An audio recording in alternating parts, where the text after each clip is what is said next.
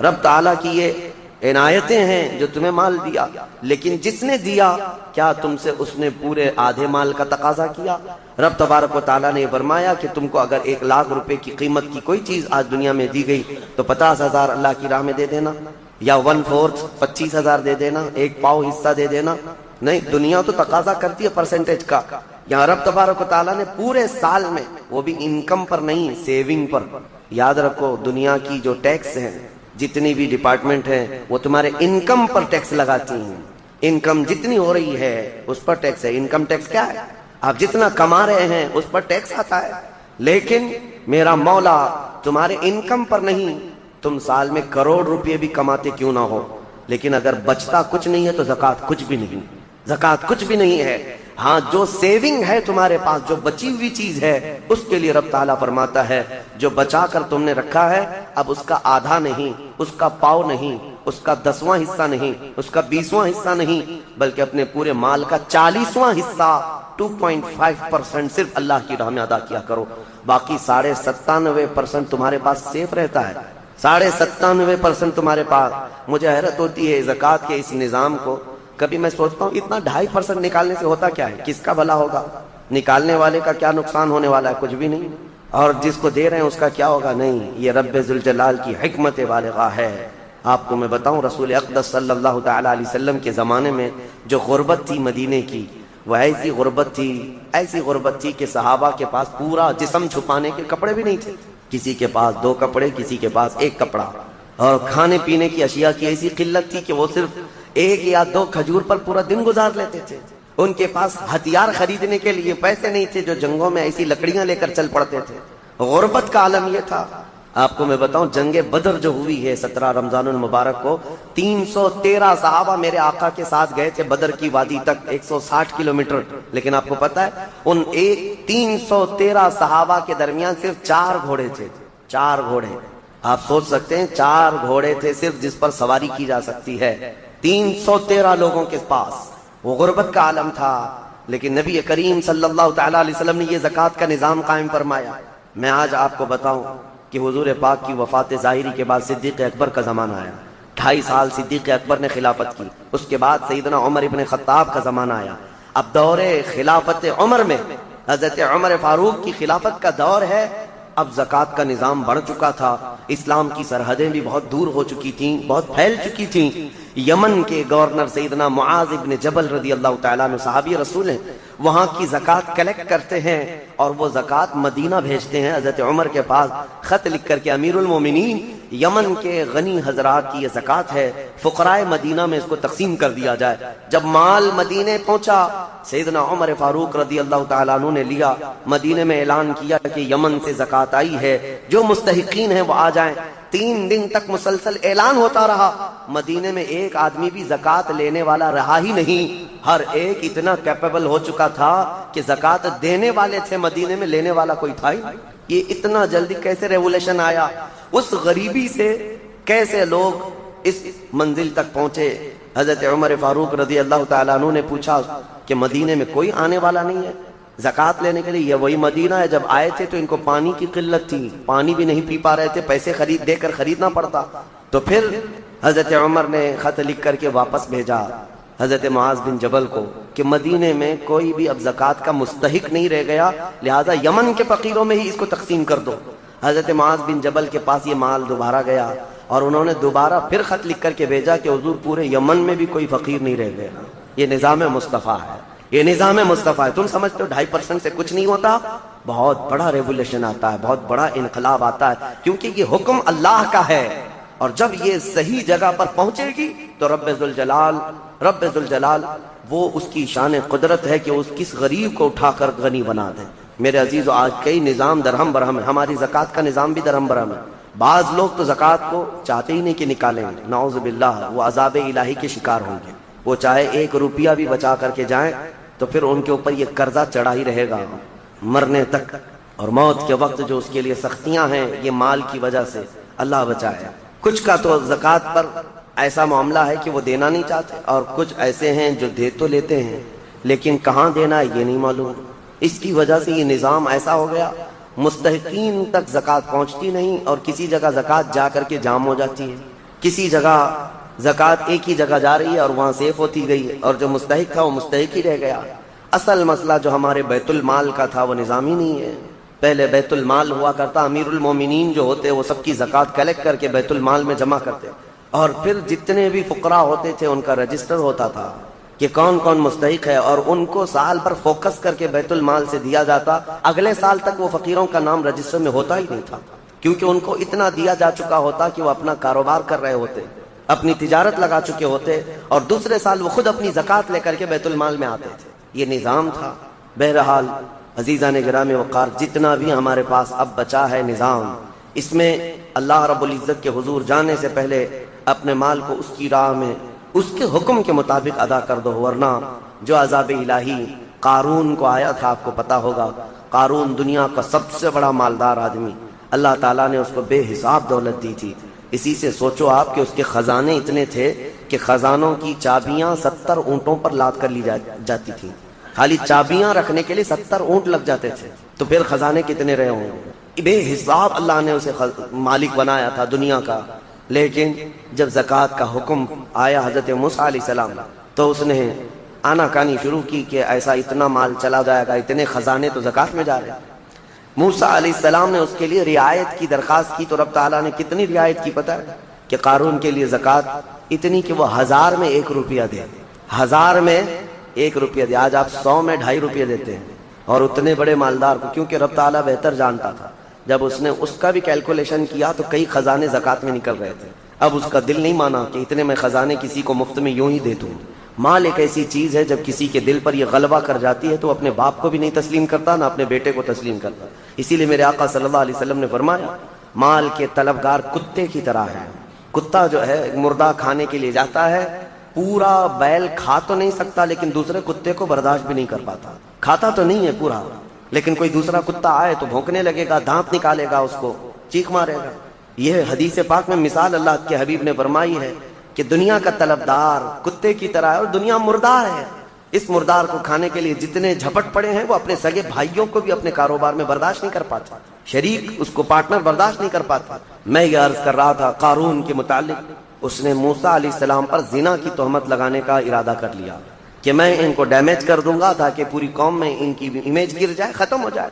لیکن موسیٰ علیہ السلام پر وہ تہمت لگا نہ سکا۔ جس عورت کو اس نے پیسے دے کر خریدا تھا وہ عورت بول پڑی کہ مجھے قارون نے اتنے پیسے دیے موسیٰ پر تہمت لگانے کے۔ حضرت موسیٰ علیہ السلام کو جلال آیا، آپ نے صرف اتنا حکم کیا کہ اے زمین قارون کو نگل جا۔ زمین پھٹ گئی، قارون اندر جانے لگا۔ عذاب کو اپنی آنکھوں سے دیکھنے کے بعد بھی مال کا جو حریص ہوتا ہے، لالچی ہوتا ہے، اس کی طلب کیا رہ جاتی ہے پتہ؟ اس وقت جب زمین اسے نگل رہی ہے، وہ موسیٰ علیہ السلام سے یوں کہتا ہے، موسیٰ تم مجھے دھسا کر میرے خزانوں پر قبضہ کرنا چاہتے ہو، میرے مال پر تم قابض ہونا چاہتے ہو؟ موسیٰ علیہ السلام نے کہا، اے زمین رک جا، ٹھہر جا۔ وہ جتنا دھسا تھا وہیں رکا۔ پھر آپ نے حکم فرمایا، زمین اس کے پورے خزانوں کو نگل جا۔ زمین پھٹ گئی اور ایسے اس کے خزانے ریت بن گئے، پورے دھس گئے۔ آج بھی وہ مصر میں بحیرہ قارون نام سے فیوم کی ایک جگہ میں موجود ہے، ایک سمندر کی طرح دکھتا ہے جس پر پورا پانی ہے آج، جہاں اس کے خزانے غرق کر دیے گئے تھے۔ اور اس کے بعد پھر موسیٰ علیہ السلام نے حکم دیا، زمین اس کو بھی نگل جا۔ وہ ہمیشہ کے لیے زمین بوس ہو گیا، ختم ہو گیا۔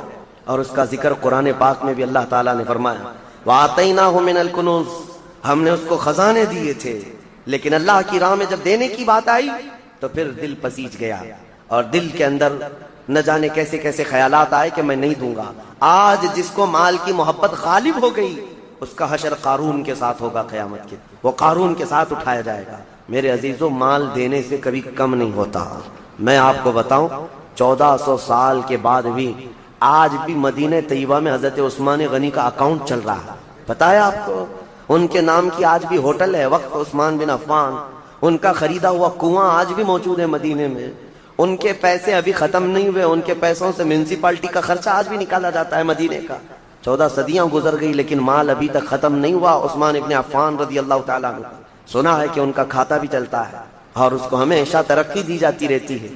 میں یہ پوچھنا چاہتا ہوں میرے عزیزوں، اللہ کی راہ میں دینے والے وہ عثمان ابن عفان جن کے لیے میرے آقا صلی اللہ علیہ وسلم نے دعا کی تھی، جب جیش العسرہ جنگ تبوک میں جا رہے تھے، نبی پاک صلی اللہ تعالیٰ علیہ وسلم نے اعلان فرمایا، کوئی ہے جو اللہ کی راہ میں اپنا مال خرچ کرے؟ حضرت عثمان غنی رضی اللہ تعالیٰ عنہ نے اعلان کیا 1000 اونٹ میری جانب سے اور اتنا ہی ساز و سامان.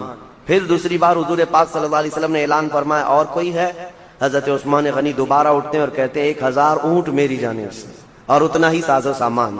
تیسری بار میرے آقا صلی اللہ علیہ وسلم نے پھر اعلان کیا کوئی اور اللہ کی راہ میں وقف کرے گا؟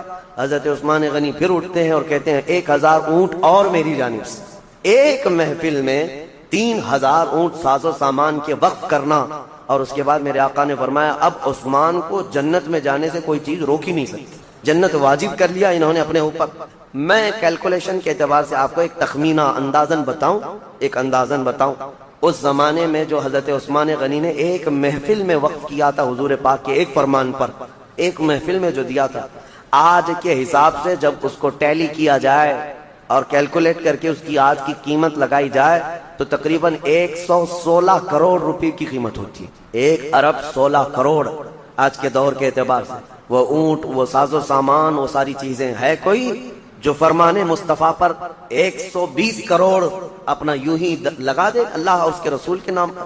اب یہاں سے یہ بھی اندازہ ہوتا ہے کہ اللہ تعالیٰ نے ان کو اس زمانے میں کتنا مال دیا تھا، لیکن کبھی انہوں نے اللہ کی راہ میں خرچ کرنے کے لیے بخالت سے کام کبھی نہیں لیا. کبھی کوئی کنجوسی نہیں، کبھی کوئی مال پر بیٹھ جانا سانپ کی طرح کوئی ایک جگہ بھی ہمیں نہیں دکھا سکتا.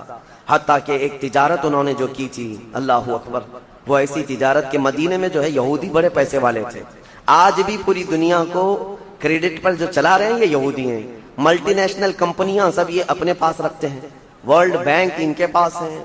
پوری دنیا کی بڑی بڑی کمپنیاں جو آج آپ کو نظر آتی ہیں، وہ الیکٹرانک تمام چیزوں کو لیں یا پھر کھانے پینے کی چیزوں کو لیں یا استعمال کی چیزیں، بڑے لیول کی کمپنیاں جن پر یہ ڈیرا ڈال کر بیٹھے ہوئے ہیں.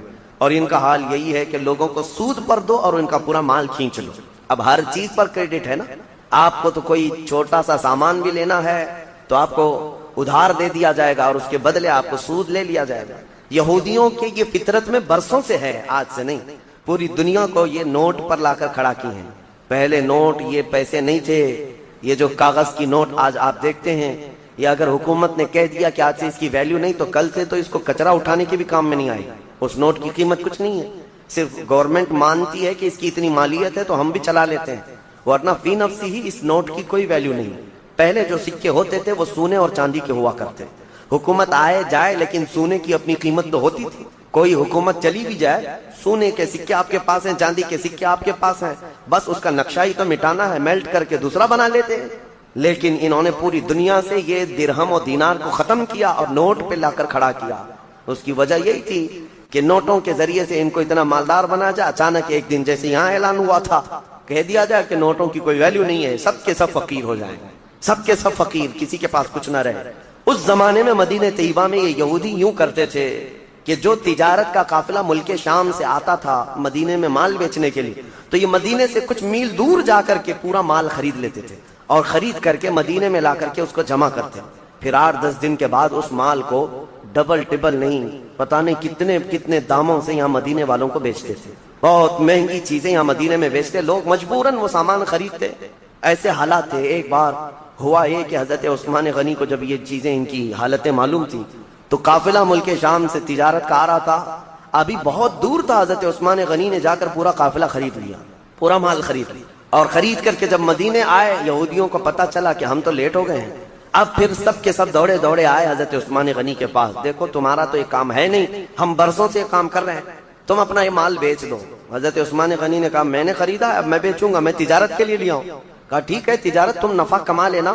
کتنے میں لیے تھے اس کا ڈبل ہم سے لے لو، جتنے میں لیے تھے اس کا ڈبل ہم سے لے لو.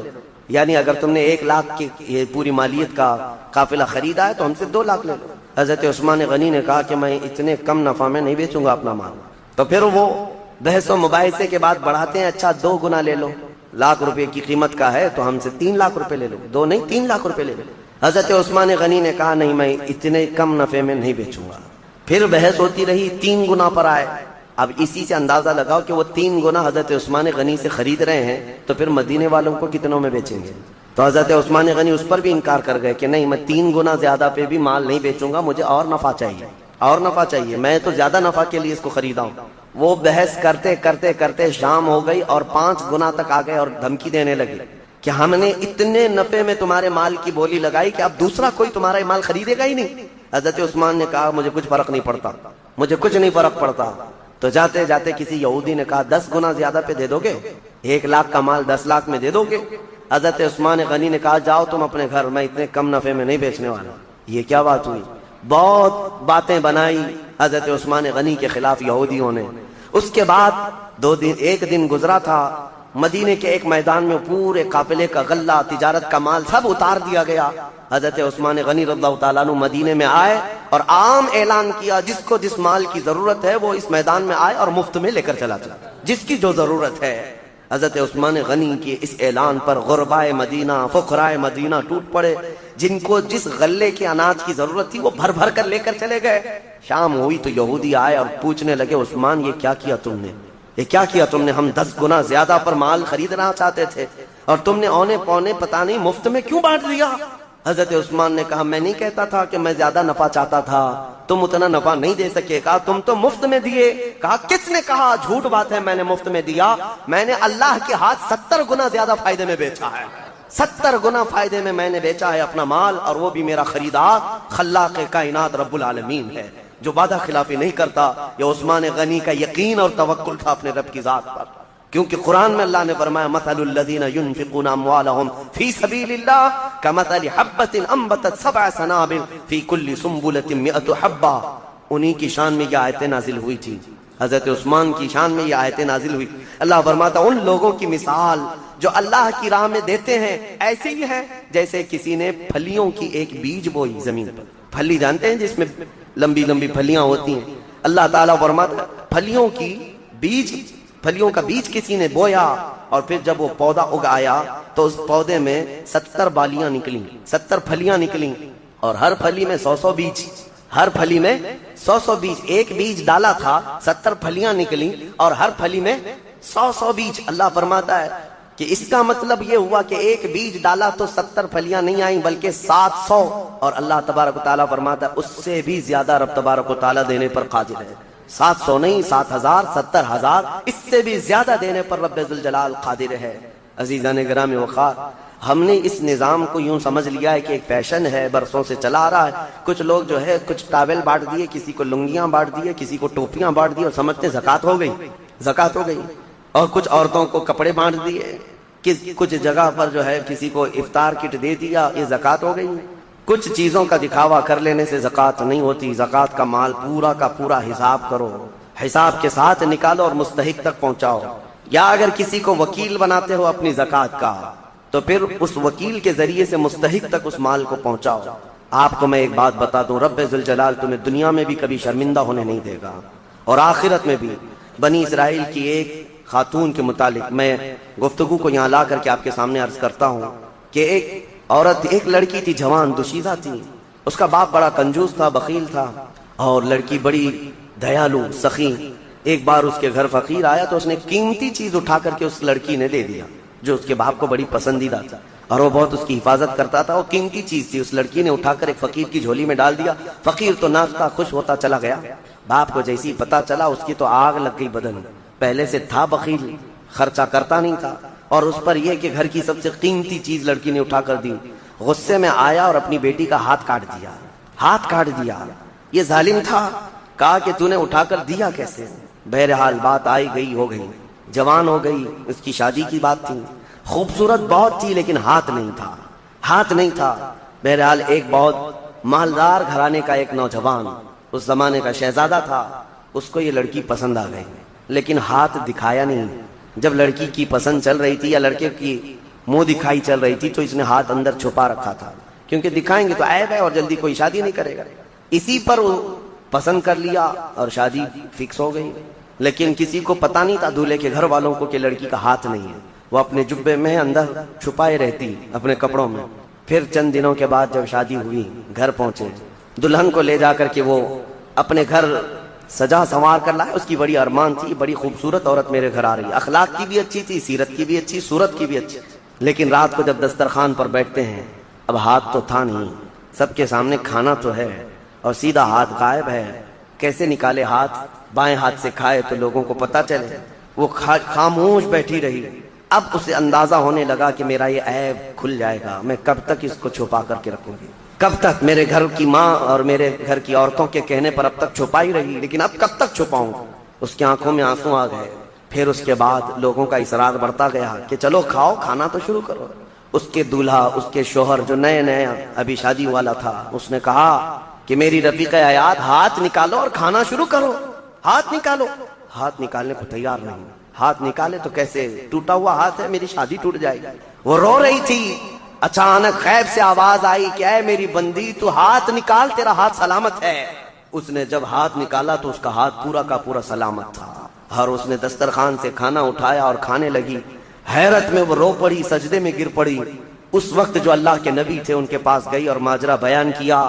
اللہ کے نبی نے کہا کہ رب تعالیٰ یہ فرماتا ہے ہم اس ہاتھ کو کبھی شرمندہ اور ذلیل ہونے نہیں دیتے جو ہمارے راہ میں اٹھا کرتا ہے، جو ہمارے راستے میں اٹھا کرتا ہے، اس ہاتھ کو ہم ذلیل ہونے نہیں دیتے۔ اللہ ہم سب کو وہ ہاتھ عطا فرمائے جو رب ذوالجلال کے راستے میں اٹھا کرے۔ آج بہت سارے لوگ تمہارے انتظار میں ہیں، اللہ نے اگر کچھ دیا ہے تو ان غریبوں کے حلق تر کرو جن کے ہاں آج کوئی چیز نہیں پہنچ پاتی۔ میرے عزیزوں، پیشہ ور فقیروں کو بانٹنے کی میں بات نہیں کر رہا، آج بہت سارے ایسے لوگ ہیں جن کے ہاں افطار بھی نہیں ہے۔ ہم نے سنا اور ہماری طرف سے جو ہو سکتا ہے، ترکی میں، شام میں، یمن میں جو لوگ خدمات کر رہے ہیں، اللہ ان کو سدا سلامت رکھے۔ لیکن کئی گھر ایسے ہیں جو پانی پہ سحری کر رہے ہیں اور پانی پہ افطاری کر رہے ہیں، اس کے علاوہ ان کے پاس کوئی چیز نہیں، کوئی چیز نہیں۔ بہت ساری ایسی خبریں آتی ہیں، عرب دوست جو ہمارے وہاں بیٹھے ہیں وہ کہتے ہیں بچے اتنے مجبور ہو جاتے ہیں کہ رات کے وقت گھاس نکال کر کے کھا لیتے ہیں اپنے پیٹ کو۔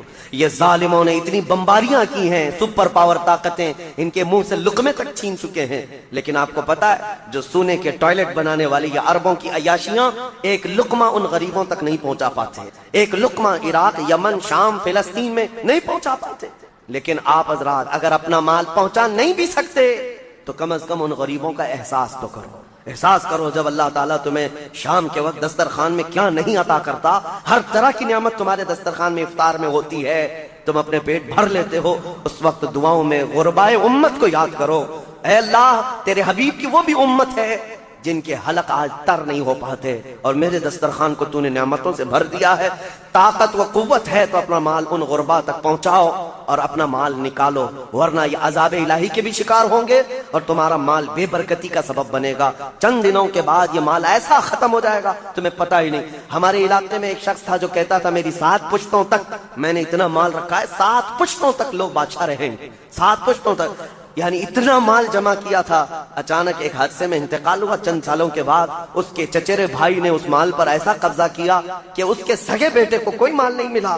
آج بھی وہ شخص موجود ہے، 10-10 روپے کی بھیک مانگتا ہے، اسی بڑے مالدار کا آدمی، وہ اپنے پان کے لیے، اپنے کھانے پینے کے لیے 10 روپے کی بھیک مانگتا ہے، جس کا باپ کہتا تھا کہ 7 پشتوں تک میرا مال چلے گا۔ میرے عزیزو، رب تبارک و تعالیٰ کے چاہے بغیر کچھ نہیں چلے گا۔ آؤ اللہ رب العزت کی بارگاہ میں دعا کرتے ہیں کہ مولا کریم ہمیں دنیاوی مال اور حرز سے محفوظ فرمائے، اور رب قدیر ہمیں اس کی بارگاہ میں جانے کے وقت پاک و صاف اور ستھرا چہرہ لے کر جانے کی توفیق عطا فرمائے۔ مولا رمضان المبارک میں غربائے امت پر تو رحم فرما دے، یمن، شام، فلسطین، عراق، افغان، برما، جہاں جہاں مسلمان قسم پرسی کے عالم میں ہے، اے رب کائنات اس رمضان میں انہیں کشادگی عطا کر دے۔